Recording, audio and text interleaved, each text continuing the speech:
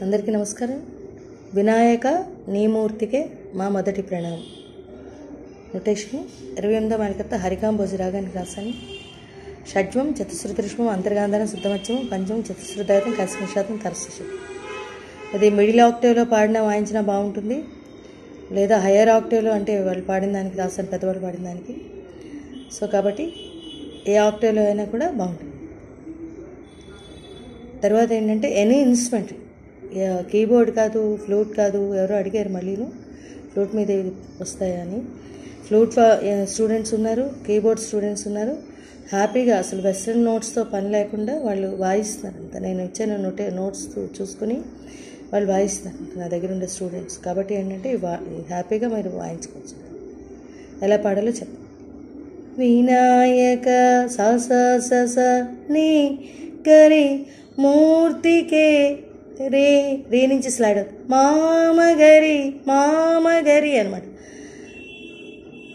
వినాయక నీ మూర్తికే మా మా రెండు చోట్ల కూడా ఇవి వస్తాయి. దీన్ని స్వరాక్షరం ఉంటుంది. మా మొదటి ప్రణామం మారేరి స స స స. వినాయక నీ మూర్తికే మా మొదటి ప్రణామం.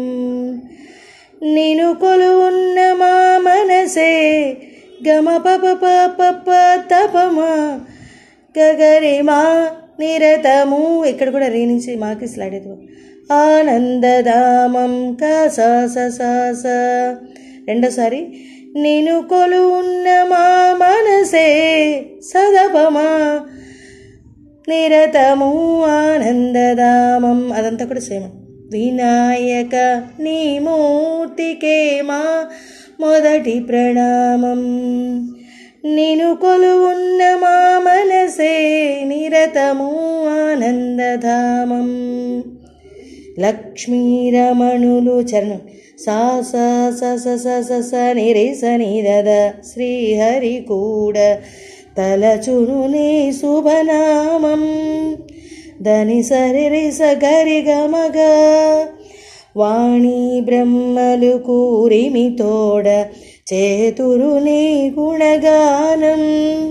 సేమ్ ఆల్మోస్ట్ అన్నీ కూడా దాని సరి రీగగా అని వస్తుంది. నీ గుణదానం అన్నప్పుడు రీగగా రిమగా చిన్న తేడా అనమాట. అక్కడ గమగా వస్తే ఇక్కడ రిమగా అని వస్తుంది. పార్వతీదేవి గమ పప పదని ద పప పప హృదయ విహారీ అని చెప్పి దని పదాప సానిద ధనీప అక్కడ చిన్న ఆలాపనలాగా వస్తుంది.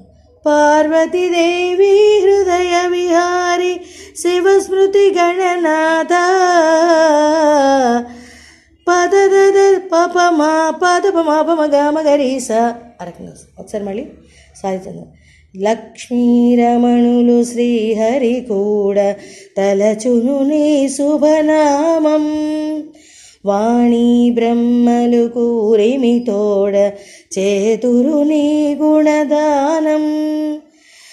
పార్వతీదేవి హృదయ విహారీ పార్వతీదేవి హృదయ విహారీ శివస్మృతి గణనాథ. వినాయక నీ మూర్తికే మా మొదటి ప్రణామం. నిను కొలువున్న మా మనసే నిరతము ఆనందధామం. వినాయక నీ మూర్తికే మా మొదటి ప్రణామం. Thank you very much.